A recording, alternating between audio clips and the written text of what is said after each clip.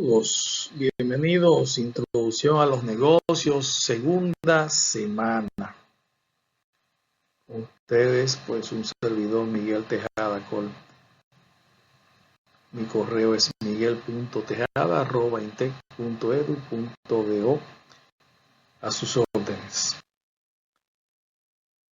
Nos corresponde hablar del entorno y en este caso, pues los niveles micro, meso y macro del negocio empresarial. El microentorno, el más pequeño, ¿verdad?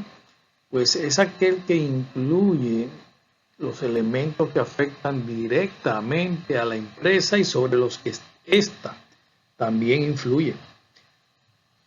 Aquí tenemos un gráfico donde vemos pues que los principales elementos del entorno microeconómico, que como se dice más arriba, son los que afectan directamente, pues son los clientes, los proveedores y los competidores. Esto nos lleva entonces a los competidores actuales y los posibles competidores, los que pueden surgir el día de mañana. Michael Porter, un autor muy conocido, ¿verdad? Pues nos habla de las 5 fuerzas que hay en el empresariado, en la industria, en todos los lugares donde se pueda decir que hay un negocio, pues hay 5 fuerzas. El primero que vemos aquí dice que es el poder de negociación de los clientes. Indudablemente el cliente es el que aporta el ingreso a la empresa a cambio de un bien o un servicio. Él tiene su poder de negociación. Él puede no comprar, él puede comprar, él puede negociar la compra, él puede hacer muchas cosas.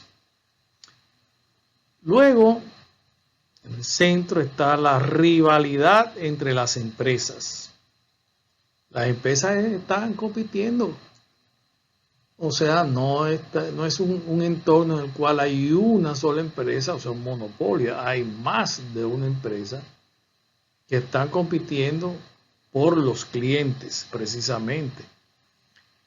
Y eso, pues, nos lleva a la amenaza de los nuevos entrantes, como aquí se dice, o sea, la amenaza de aquellas empresas que pueden entrar al segmento del mercado o a los segmentos del mercado en los cuales estamos trabajando.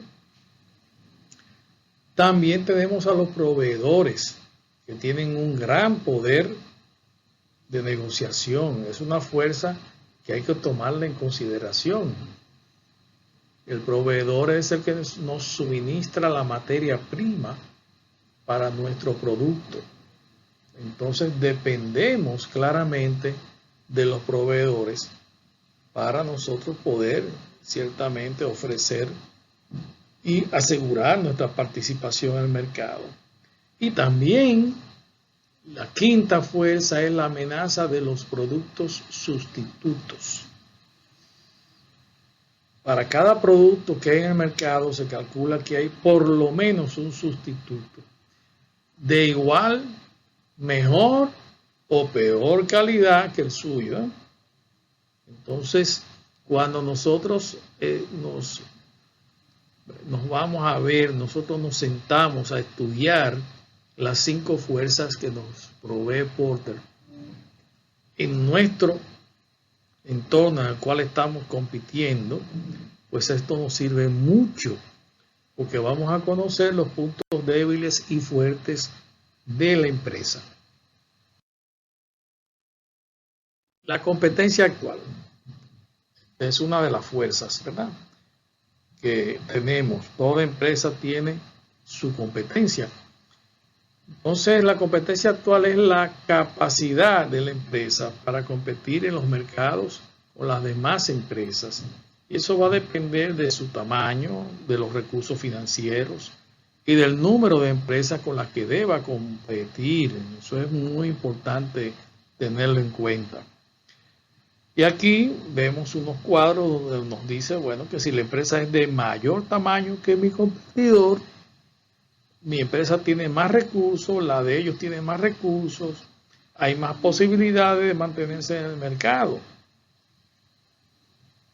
Lo cual me da una idea bien clara de cuál es la estrategia que yo debo de seguir. Una estrategia, pues, de mantenerme más grande, ¿verdad? Lograr más recursos, lo que me aportaría a mí mayores posibilidades o un mayor porcentaje de posibilidades de mantenerme en el mercado.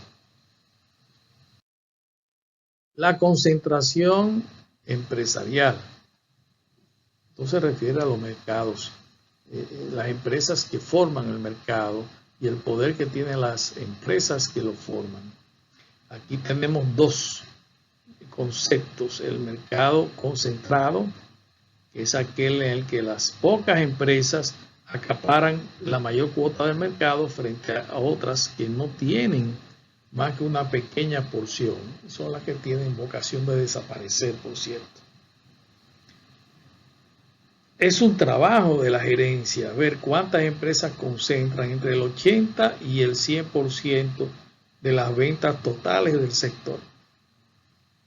Es importante porque ese es el norte. No solamente entrar a competir, sino saber por qué esas empresas concentran ese porcentaje. Algo ellos hacen mejor que yo, que están ahí en ese ranking. La competencia potencial. Cuando un sector es rentable, la entrada de nuevas empresas va a ser una amenaza constante. Por esa razón, las empresas tratan de protegerse, creando muchas veces barreras que dificultan la entrada de otras empresas. Algunas hacen lo mismo para buscar legislaciones que le favorezcan. Algunas hacen acuerdos con proveedores para evitar que esos proveedores pues vayan a proveer, valga la redundancia, vayan a suministrar la materia prima que ellos entienden que son vitales para ese segmento de mercado y ellos no quieren que se la vendan a otras personas. Estos son pues simples ejemplos de lo que aquí puede estar sucediendo. Las empresas, si fuera por ellas, estuvieran solas completamente en el mercado. Y hay que entender que si hay un sector rentable, pues los emprendedores van a ir para allá, porque entienden que ahí hay negocio. Hay barreras de entrada también. ¿Qué sucede con esto de las barreras de entrada? Bueno, a veces las barreras no son tan visibles, pero puede serlo. Son muros que hacen más difícil la entrada de empresas a un sector específico. Cuando hablamos de las economías de escala, por ejemplo, se refiere a que las nuevas empresas tienen la necesidad de ofrecer una cantidad mínima, que es muy grande, del producto, para poder alcanzar costos por unidad que le permitan vender a un precio competitivo. Esta es una economía de escala. ¿Qué quiere decir esto? Quiere decir que yo tengo, para poder enfrentarme a los competidores que ya están en el mercado hace tiempo y que tienen un alto porcentaje de ese mercado entre sus manos, yo tengo que lograr primero una logística importante. Uno, tengo que lograr un sistema de producción altamente eficiente y eficaz. Tengo que lograr una baja en mis costos de manera tal que yo pueda entrar a ese mercado y poder mantenerme. Tengo que producir mucho. Pero de manera que el costo por unidad sea tan bajo que yo pueda sostenerme. Otro muro, otra barrera de entrada es la dificultad para entrar en los canales de distribución. Aquí vemos el ejemplo de los alimentos. En los supermercados es difícil encontrar espacio disponible y visible en las estanterías para colocar productos nuevos. De todos es sabido que las góndolas de los supermercados tienen una estrategia, y eso viene del comportamiento del consumidor, en la cual las áreas más visibles, o sea, las que están a la altura de la cara, la parte superior del pecho, esos son espacios que no son concedidos a la ligera. Tiene que haber un acuerdo con la empresa que está vendiendo esos productos y el supermercado. Generalmente usted puede encontrar en las partes inferiores de las góndolas productos tan buenos o mejores inclusive que los que están ahí a la vista, a un precio bastante competitivo. Es una invitación a que hagan esa indagación, esa investigación. Siguiendo en el orden de izquierda a derecha, los costos de cambio para los clientes. Por ejemplo, hay ocasiones en que si usted quiere cambiarse de un banco a otro, sacar un producto que usted tiene allí contratado, le cobran una penalización. Inclusive si usted tiene un préstamo, debe leer bien lo que usted firmó, porque en ocasiones los préstamos no le permiten abonar a capital, lo cual ayudaría muchísimo a reducir el monto a pagar mensualmente, porque los intereses se generan a partir del capital, y si yo tengo menos capital, pues los intereses deben bajar. Esto es un ejemplo, ¿verdad? Y también tenemos las necesidades financieras, que son las que se requieren para entrar a un sector determinado. Hay sectores de la industria en la cual usted necesita pues ciertas fianzas, ciertos depósitos, todo esto es legal. Solamente en el sector seguro una industria va a tener que pagar muchísimo dinero y tiene necesidad usted de hacerlo para poder entrar a competir. Si no lo tiene, tiene que ir a buscar quien se lo preste, a la banca o qué sé yo, a quien sea, que es quien le va a suministrar ese dinero y va a suplir la necesidad financiera que usted pueda tener. Estos son ejemplos. La amenaza de los sustitutos o los sustitutivos, productos alternativos, son los que satisfacen necesidades similares y le quitan cuota de mercado a las otras empresas, es lo que hace que la rentabilidad se reduzca. Aquí tenemos un ejemplo, 3 ejemplos, ¿verdad? Vamos a ver. Recordemos, como dice acá abajo, que 2 productos son sustitutos si satisfacen la misma necesidad. No estamos hablando aquí de sabores o belleza. Por ejemplo, azúcar y miel. Ambas pues hacen lo mismo, endulzan. El sabor puede cambiar, usted puede preferir la miel, como es mi caso, prefiero más la miel que el azúcar. Pero el objetivo es endulzar. Tengo aquí en el centro el pañuelo de tela, que yo no sé si se sigue utilizando, yo lo sigo utilizando. Y están los pañuelos de papel, los que se venden, ya vienen enjabonados para limpiar superficie, limpiarse las manos, etcétera, etcétera. Que originalmente ese no fue el mercado era limpiar niños, bebés, pero va evolucionando, ciertamente. Entonces tengo aquí también en la derecha, en la parte de la tela, donde la lana, que era carísima y sigue siendo, si es real es cara, la lana porque proviene del pelaje de animales, pues fue sustituido por el poliéster.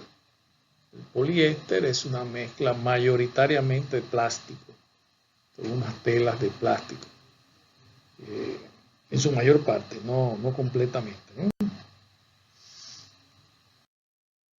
El poder de los clientes que habíamos mencionado, pues los clientes tienen poder, y aquí están las fuentes, ¿verdad? El poder de los clientes aumenta cuando tienen más tamaño que los proveedores y ellos mismos son numerosísimos, tienen que competir por ellos. O sea, las empresas tienen que salir a buscar los clientes y se van a ir a una guerra, vamos a utilizar esa palabra, una guerra para conseguir que el cliente le compre a ellos. Y ahí vienen guerras de oferta, bueno, hay de todo para captar al cliente. Las ofertas las vemos en los periódicos, en los, ¿cómo se llama esto? Instagram, Facebook, que se llama ahora popularmente redes sociales. Para la época del Black Friday hay muchas ofertas, todo el mundo quiere vender las mismas cosas, pero están compitiendo ferozmente por el cliente. Si el costo de cambiar de un proveedor es bajo, el poder de negociación puede ser elevado. Por ejemplo, las líneas aéreas y las millas, cambiarme de Telefónica, de compañía que me suministra el servicio de teléfono celular, por ejemplo. Como eso no tiene ningún tipo de costo, generalmente, a menos que usted haya firmado un contrato por varios meses o por varios años, entonces ahí sería penalizado. Pero si lo que me oferta la otra compañía telefónica a mí me hace más sentido, pues yo puedo irme para esa otra empresa. También la posibilidad que el cliente realice una integración vertical en su empresa. ¿Qué quiere decir esto? Bueno, cuando el cliente decide crear una empresa proveedora, él quiere suministrarse a sí mismo. Por ejemplo, una empresa de calzado, dice aquí, decide dedicarse a la industria de la piel. O sea, esa industria de la peletería es un modelo de negocio en el cual se compra piel a quienes la suministran. Piel, estamos hablando de piel de verdad, pero también puede ser piel sintética, que ya eso es otro producto diferente. Y a la vez esta empresa tiene una fábrica de zapatos. Es un modelo que aquí se está mencionando que no es extraño en República Dominicana para nada. Para nada. Las grandes empresas fabricantes de zapatos, para exportación inclusive, tienen sus propias peleterías. Y no compran el material, la materia prima ellos directamente. Ellos crean y le venden a cualquiera que le quiera comprar, pero se suministran ellos mismos. Es lo que se llama una integración vertical. Tiene algunas ventajas para las industrias que entran en este modelo, que pueden fácilmente pues, lograr algunas ventajas impositivas. El poder de los proveedores. Bueno, pues la fuente de poder de negociación de los proveedores tienen varios ítems. Tenemos aquí que los proveedores tendrán la capacidad de influir en los precios de los productos que le venden a los clientes. Si el tamaño de su empresa es mayor que las empresas a las que le suministran los productos o servicios. Si quien me suministra a mí el producto es una pequeña empresa, pues no tiene mucha influencia en cuanto al precio. Pero si es una gran empresa que adquiere a otros pequeños empresarios, adquiere el producto y lo va a revender, entonces sí puede actuar sobre el precio.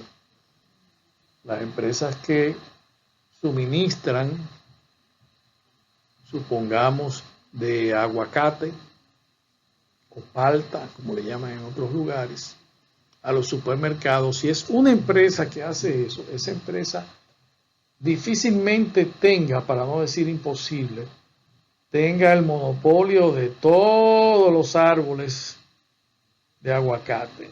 Simple y llanamente lo que hace es que van y compran, asesoran, compran en flor, como se llama, el producto. Lo compran a riesgo, pero lo compran económico y mantienen al productor pues motivado a que le siga vendiendo porque lo asesora, le hace préstamo, ignora, etcétera, etcétera. Si no existen sustitutos de estos productos, se va a incrementar el poder de negociación del proveedor. Quien vende combustible tiene todas las de ganar. El combustible aquí está regulado a un precio, pero es el precio en la plaza. Si la empresa te lleva el combustible a la tuya, pues es evidente que no te lo va a vender al precio que rige el Ministerio de Industria y Comercio. Ellos te van a cobrar una comisión, un overhead, un porcentaje por encima, por galón de gasoil, por ejemplo, para tu planta eléctrica, porque ellos te lo están llevando al lugar de tu industria. Y eso tiene un costo también. Tienen bastante poder en las manos. Pero si cualquiera puede hacer eso, llenar un tanque de eso y salirlo a vender, sin cumplir, ¿verdad? Porque tiene sus regulaciones de seguridad, necesita permisos. Estamos hablando de un tema que puede explotar, es inflamable, es peligroso. Entonces, si no existiese nada de eso, todos pudiéramos estar vendiendo eso. Sin embargo, no es tan sencillo. La otra fuente de poder es que el costo de cambiar de un proveedor sea alto.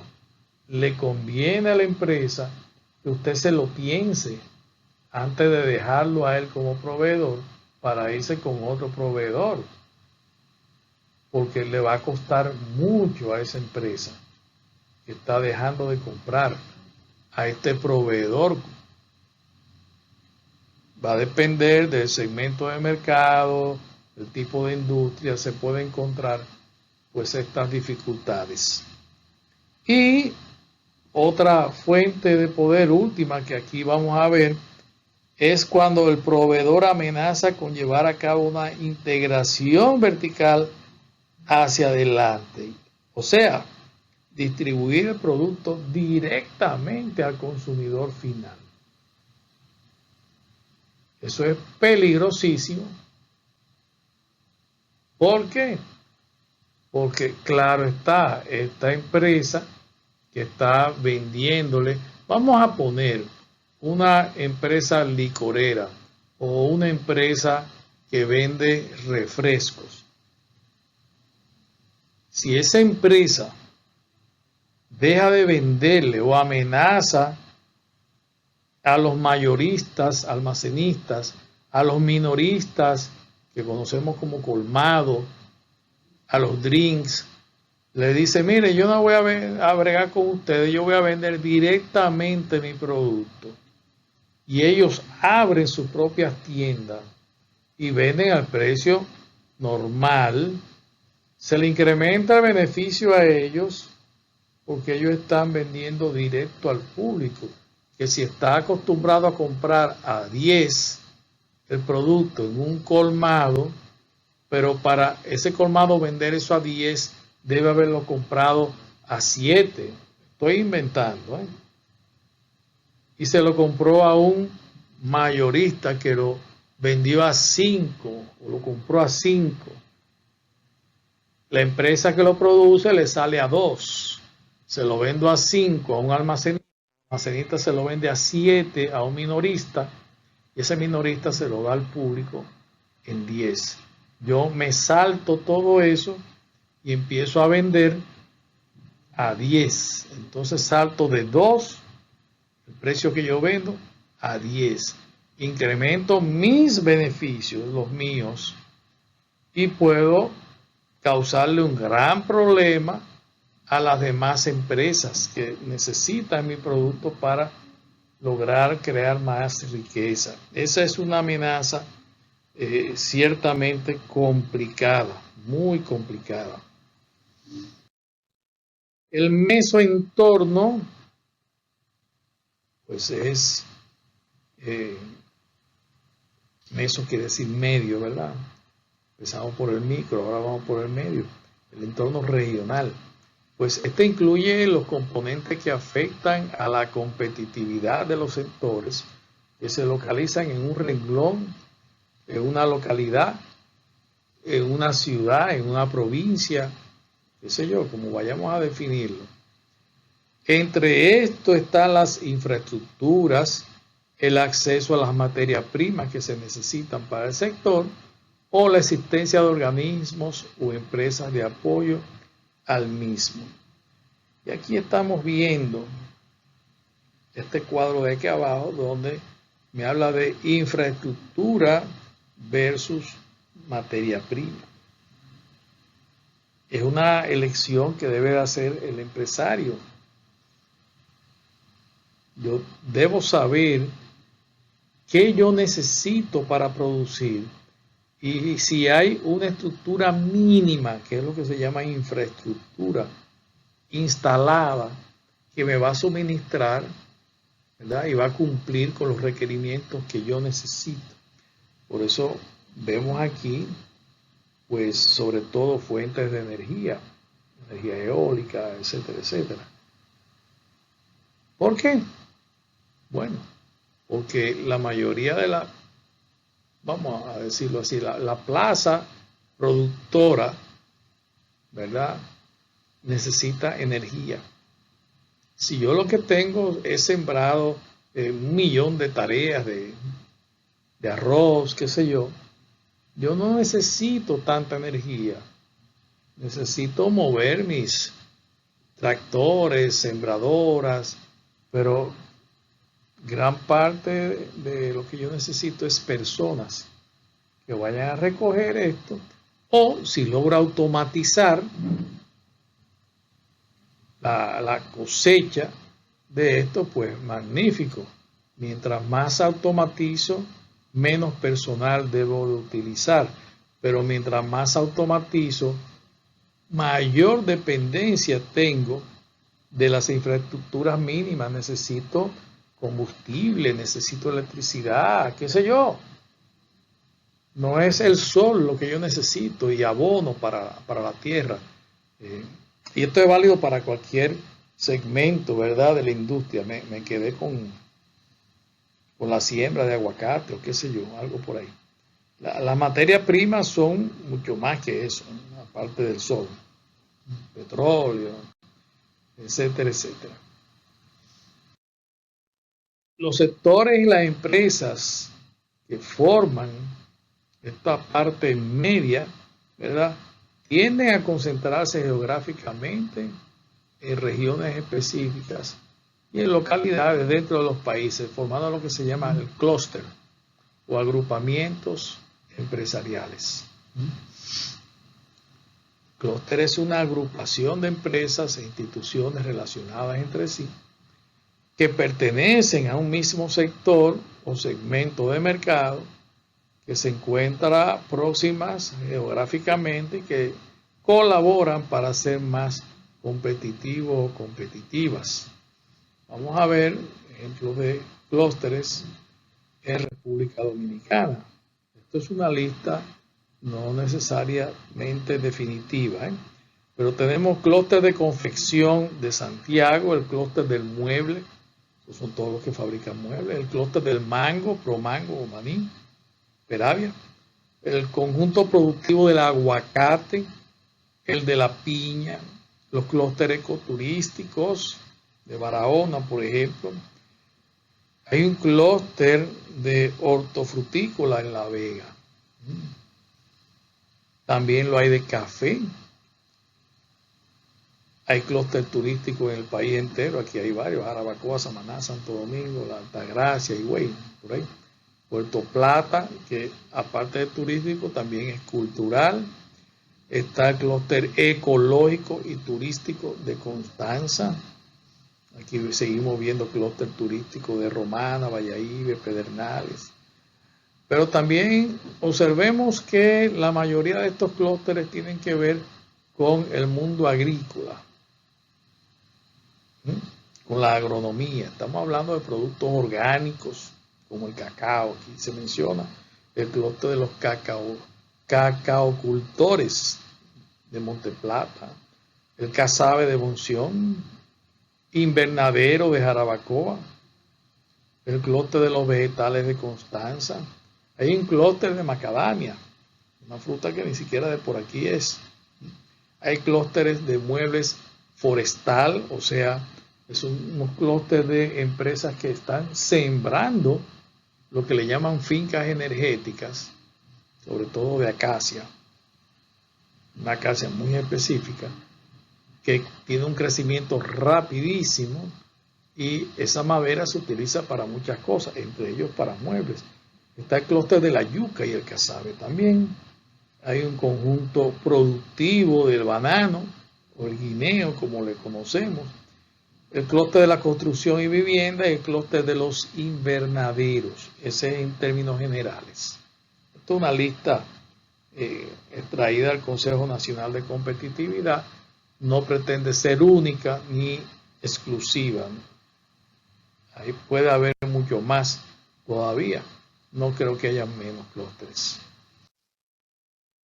Dice Porter, el hombre de las 5 fuerzas, que los factores que determinan la competitividad de un país o de una región, un mesoentorno, son los que permiten que se cree el entorno adecuado para que existan sectores competitivos entre ellos.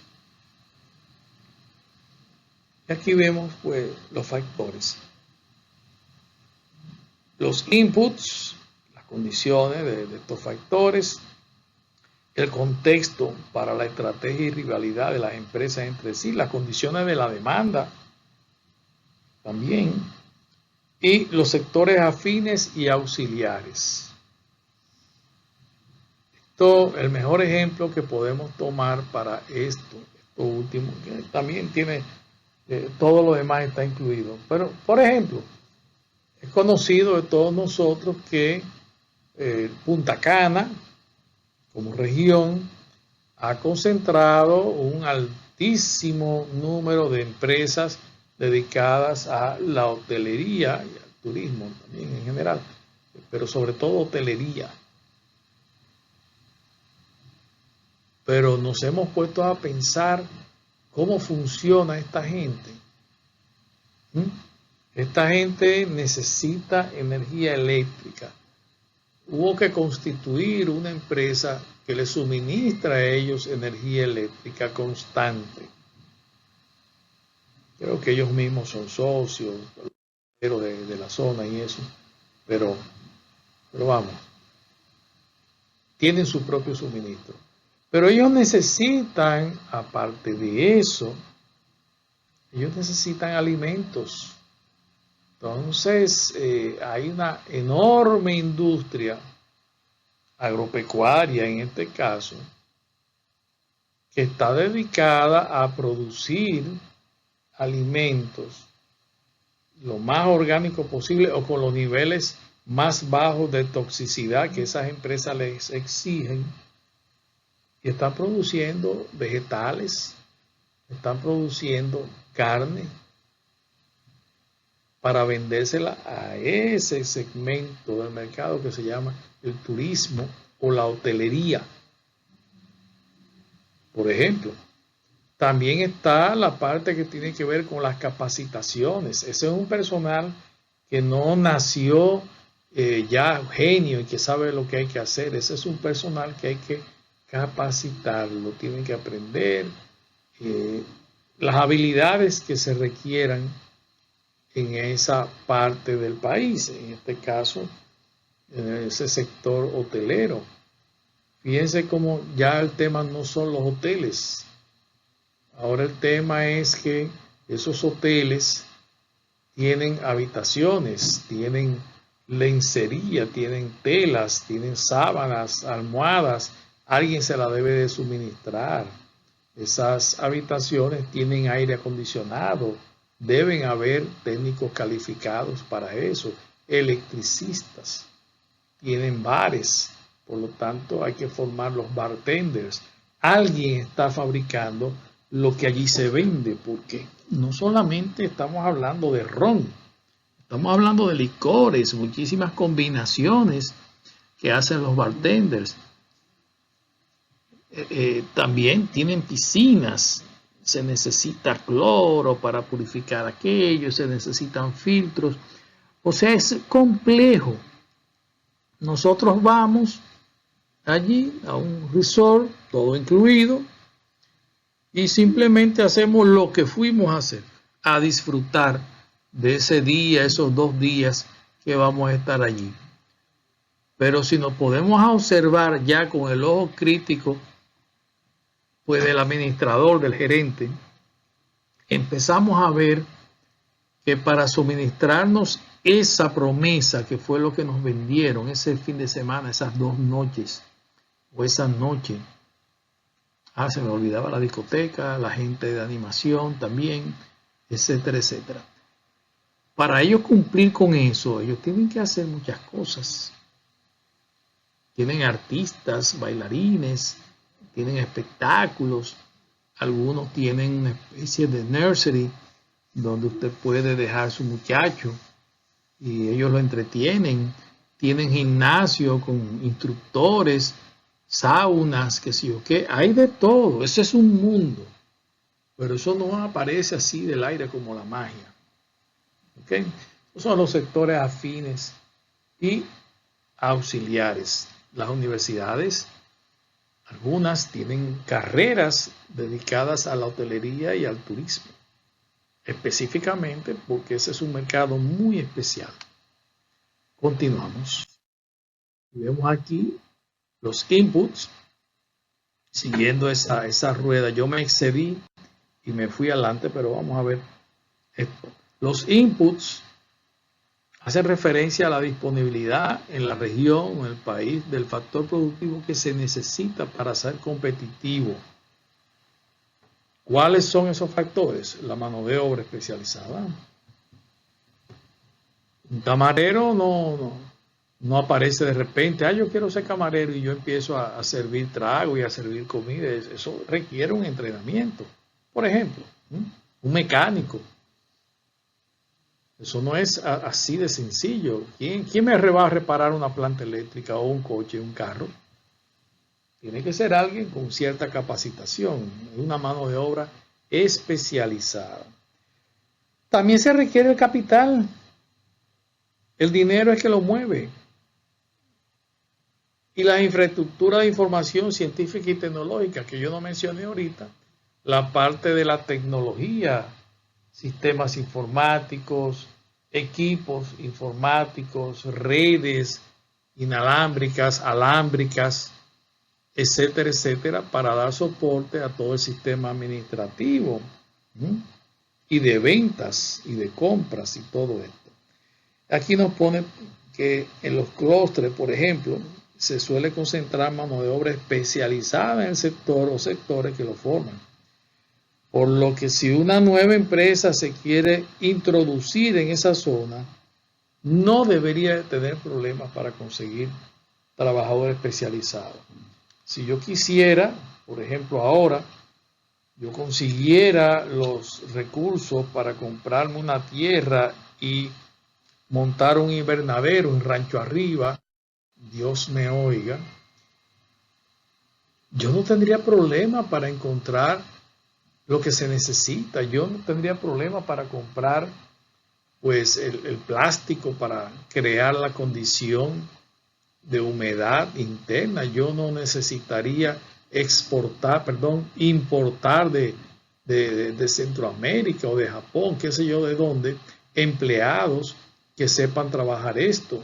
Ya el clúster tiene sus propias oficinas, tiene sus capacitaciones, es una especie de parque industrial que hace todo esto. ¿Okay? Las condiciones de la demanda del producto o servicio del mercado interior es un factor de ventaja competitiva si esa demanda es lo suficientemente exigente como para incentivar la innovación en las empresas de la zona y que éstas mejoren sus productos para que sean más demandados en otros mercados exteriores. Aquí nos ponen, por ejemplo, que en algunos países la categoría de alimentos para niños casi ha muerto. Entonces las empresas dedicadas a estos productos están buscando ahora países donde hay una tasa de natalidad altísima. Por ejemplo, no tengo el dato exacto, pero en España la tasa de natalidad es bajísima. Hubo un momento que llegó a menos de 1%. Impresionante. Entonces, ¿a quién le vendo la papilla? ¿A quién le vendo la fórmula?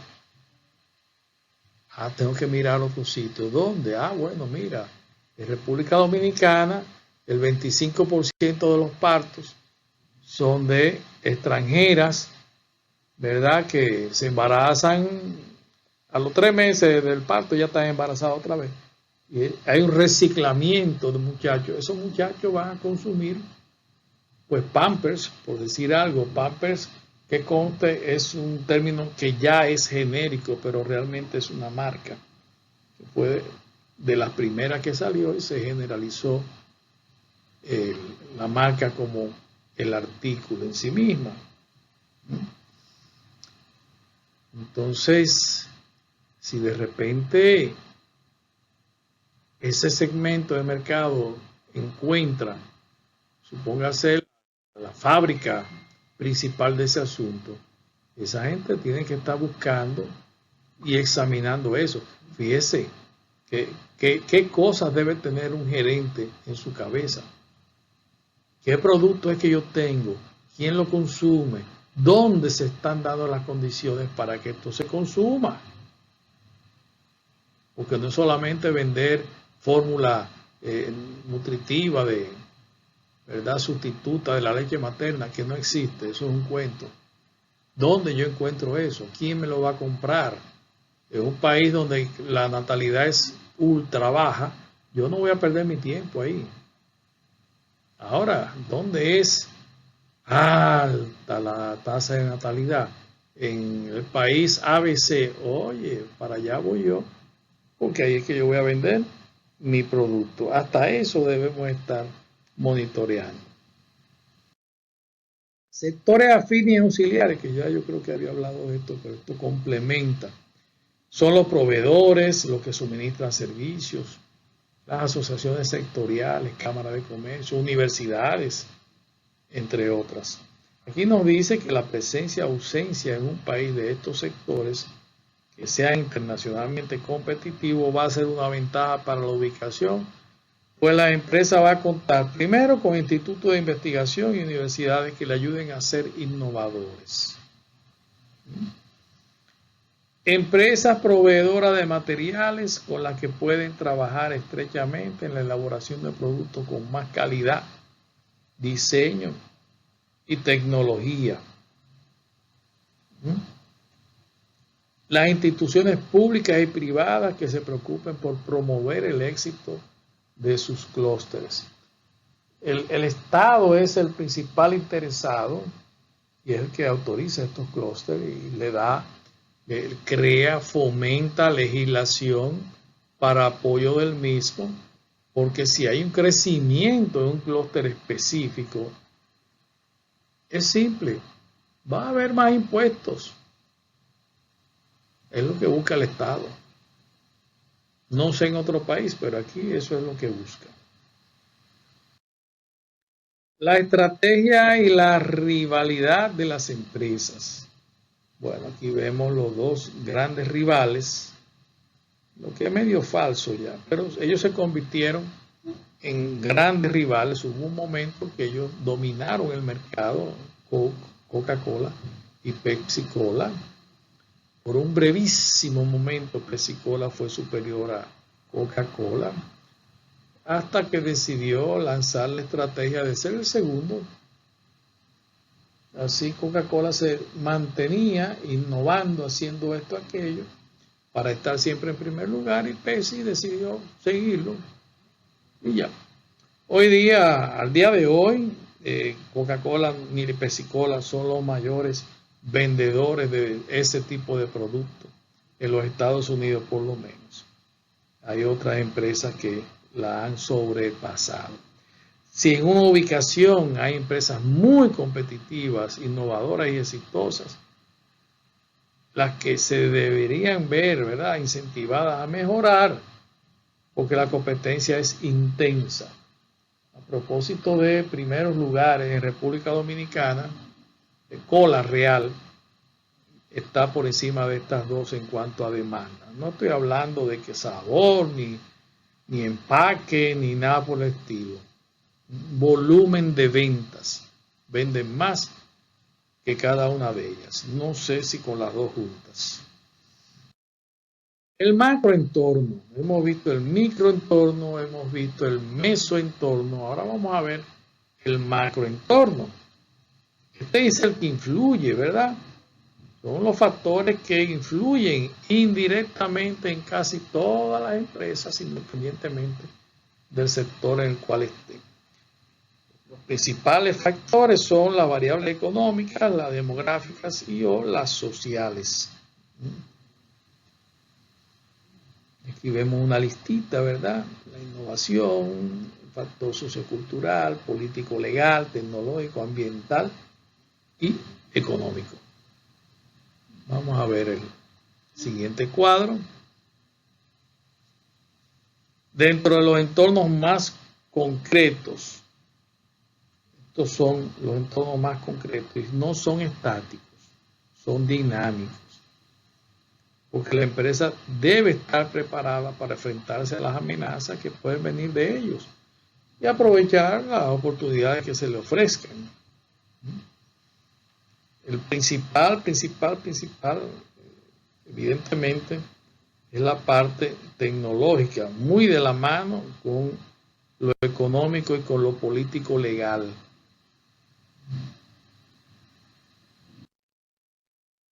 Por ejemplo, en cuanto al factor económico, político, cultural y ambiental, el entorno económico es el entorno en el que se crean las variables que determinan la salud económica de un país.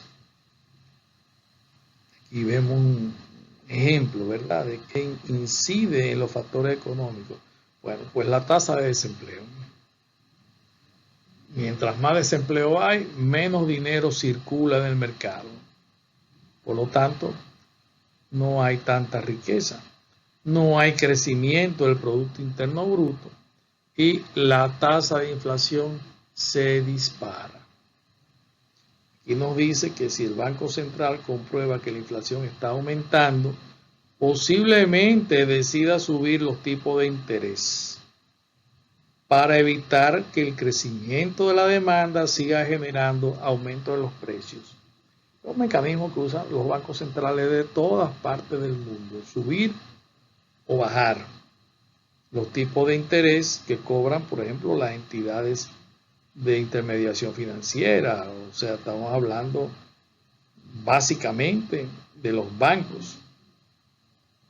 Cuando el banco sube el tipo de interés porque se lo autorizó el Banco Central, ¿qué sucede? Lo que sucede es que los préstamos bajan. El circulante se reduce y entonces la ley no escrita de oferta y demanda dice que, bueno, no hay medio de pago disponible.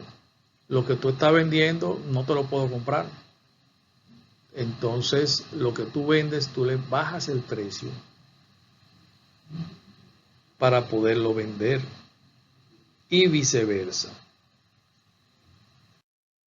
El entorno innovador.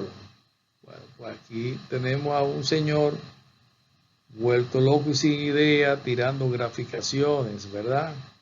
Ese es el entorno que determina la capacidad para generar futuras innovaciones tecnológicas. Y esa capacidad depende, por ejemplo, de lo siguiente. Primero, del gasto público y privado. Si hay dinero circulante, puede que se incremente la innovación. La disponibilidad de científicos e ingenieros para participar en actividades. Hay un sector que generalmente lo obviamos, generalmente se nos olvida que existe. Las empresas son las primeras que no tienen el sector o el segmento o la estrategia de investigación y desarrollo de productos. Entonces se necesitan científicos que estén probando productos nuevos, que se le haya encargado. Necesitamos crear tal o cual cosa. Bueno, pues entonces los químicos, por ejemplo, empiezan a diseñar y hacer todos sus cálculos y a probar productos que tengan unas cualidades diferentes a las que hay en el mercado. Las infraestructuras tecnológicas son necesarias. Usted no debe estar operando una empresa hoy día con lápiz y papel solamente. Este mundo va más rápido que el lápiz y papel. Hay mucho más clientes, hay mucho más competidores, hay mucho más de todo. Usted necesita informatizarse, utilizar herramientas de software, por ejemplo, que le permitan ser más competitivo. Pero necesitamos una infraestructura tecnológica. Y esa disponibilidad de tecnología de la información computacional o de la comunicación va a ser un elemento diferenciador, no solamente poseerla, sino utilizarla, saber cómo utilizarla. La innovación es parte del éxito, para no decir la madre. El entorno tecnológico, que no hemos detenido mucho en hablar de él, pues este entorno surge como consecuencia de los resultados que se obtienen de la investigación. Para eso es que se desarrollan patentes de productos innovadores, productos que pueden salir al mercado y bajo la ley de patentes, pues la empresa tiene la seguridad de que no va a ser copiado, a menos que sea pirateado, pero ya eso es otra cosa, mientras dure esa patente.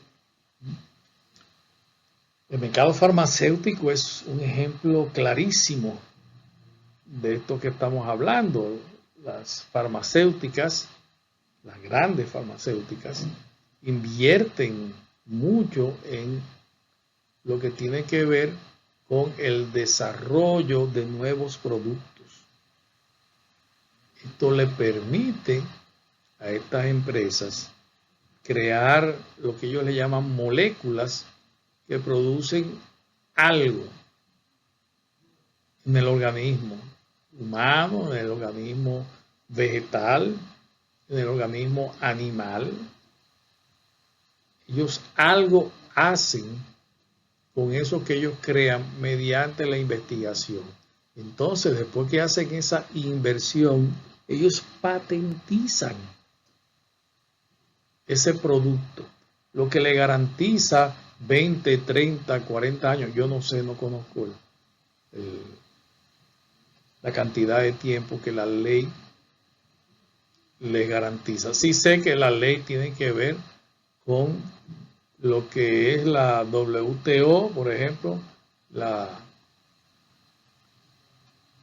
los mecanismos que se discutieron, por cierto, durante mucho tiempo en las Naciones Unidas, la Organización Mundial del Comercio, para evitar que copien esto. Hay muchísimas medicinas, moléculas, me he extendido un poco en esto porque creo que todos sabemos lo que es un acetaminofén o un ibuprofén. Lo conocemos. Eso fue, en un momento dado, eso fue patentizado, desarrollado, vendido por una empresa farmacéutica. Cuando se venció el periodo de validez de esa patente, de esa protección que tenía, pues los demás laboratorios la empezaron a fabricar y hoy día lo que se hace es comercializar marcas, pero el producto es el mismo. No es cierto que un acetaminofén de 500, se supone, de una marca no sea tan efectiva como la de otra marca. Tienen lo mismo. Aquí lo que viene es el tema de confianza. Pero también hay otros productos que solamente lo fabrica un laboratorio porque tiene la patente para esto. Esta es la razón, ¿verdad?, de lo que puede suceder. Y aquí también nos habla, y cuando yo hablo de tecnología, no estoy hablando de informática, estoy hablando de muchísimas cosas. Y como dice aquí, también se puede aplicar a industrias que en un primer momento no se había pensado. Las computadoras o los ordenadores, como también se conocen, no fueron pensadas para el sector civil, eso fue pensado para el ejército. El primer uso que esto se le dio, que yo recuerde haber visto, fue en el programa espacial de los Estados Unidos y el de Rusia, hoy se llama Rusia, era la Unión de Repúblicas Socialistas Soviéticas.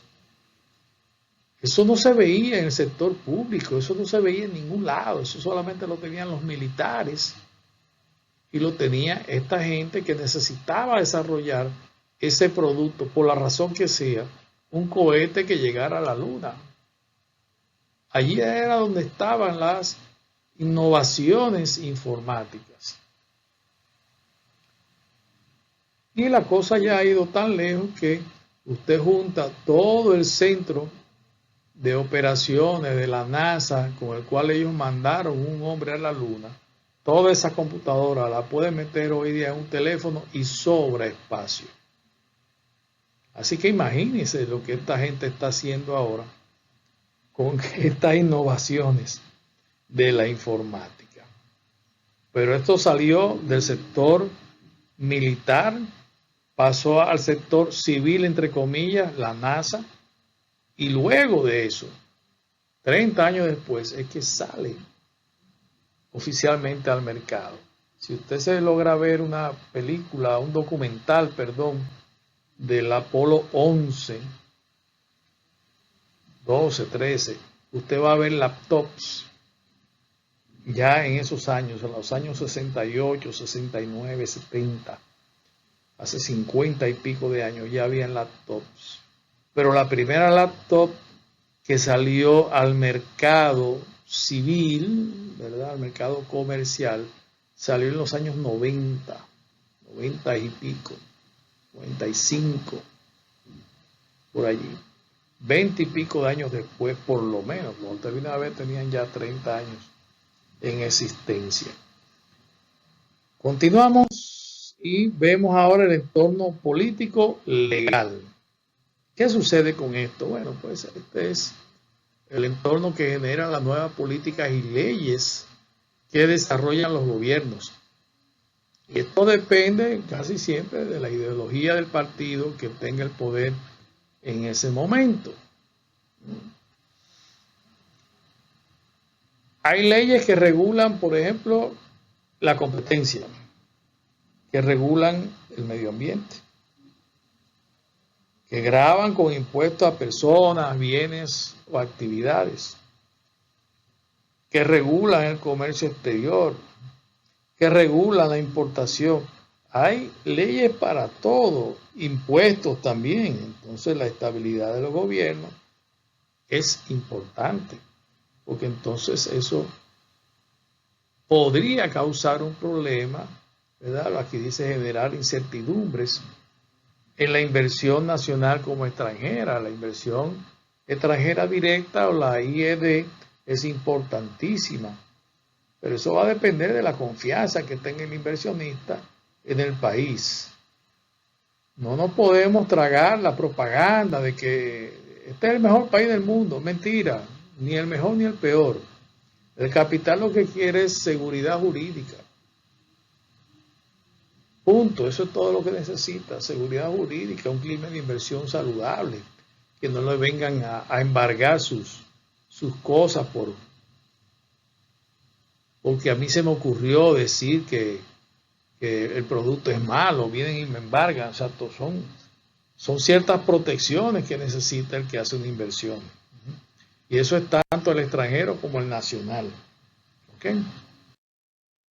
El entorno ambiental es más importante de lo que la gente se está creyendo y se está haciendo una apuesta por la generación de energías limpias, como se conocen hoy día.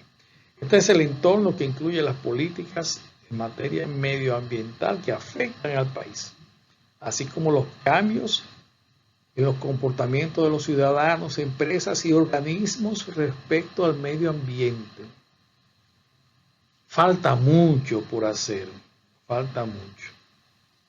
El entorno ambiental es un producto que se puede vender, es un producto turístico inclusive. Debemos estar claros en si lo estamos cuidando o no. ¿Ok? Si no ponemos atención a esto, el país se puede secar y nosotros vamos a sufrir.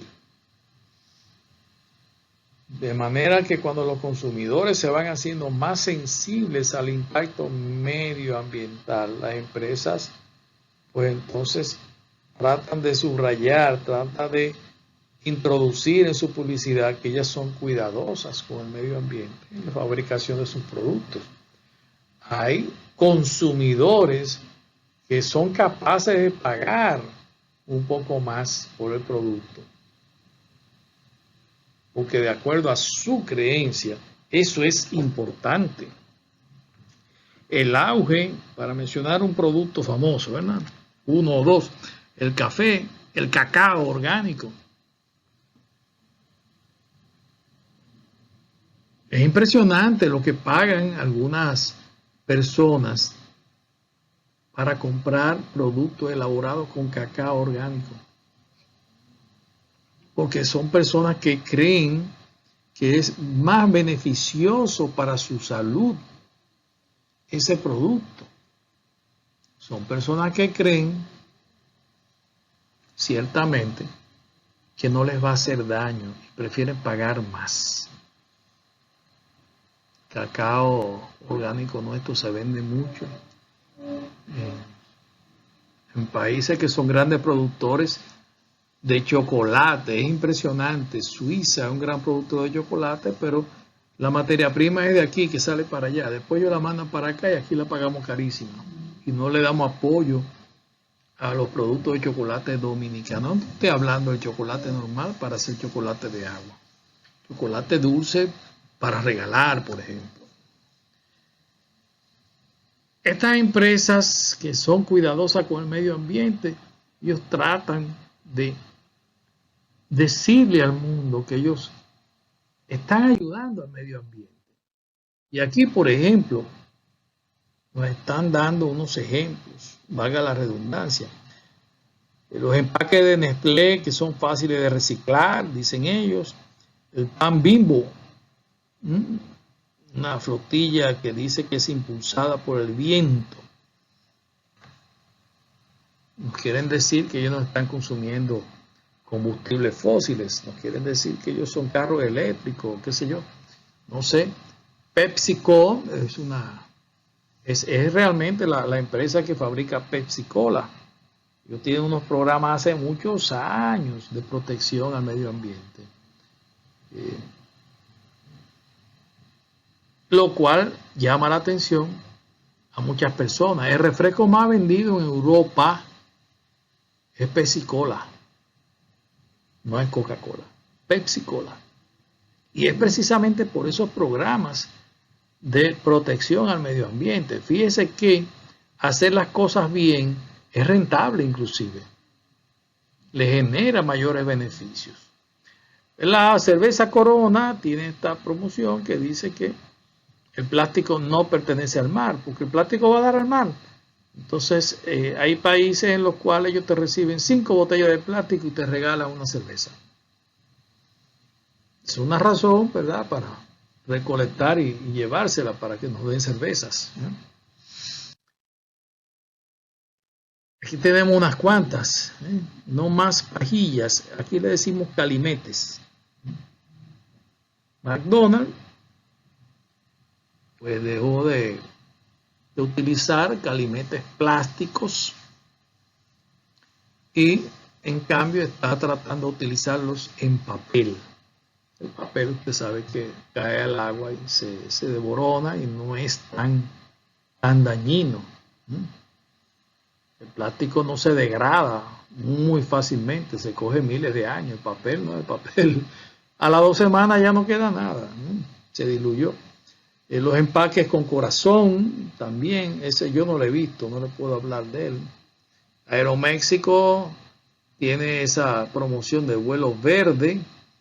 Y Walmart en Centroamérica y México, pues también tiene el tema de las bolsas, que aquí las han intentado establecer algunas empresas para evitar utilizar el plástico. Pues entonces, jóvenes, muchas gracias por haber estado aquí con nosotros. Esto es todo en cuanto al tema que nos ocupa en esta semana. Gracias.